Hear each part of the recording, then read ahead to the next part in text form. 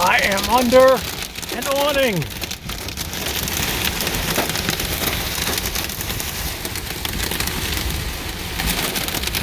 I think I'm in a tornado or something.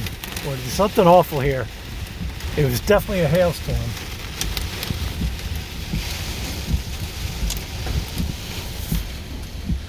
Holy shit. I pulled off the road not even 5 minutes ago because the rain started to get bad. And the temperature dropped from 102 to 71 in about 4 minutes. And then the rain came down, I couldn't see. Driving through a parking lot. And then hail started coming down.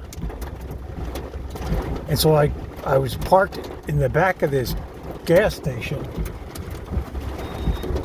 I was keeping these things open. But oh my God, I was taking such a beating. So I got out of here.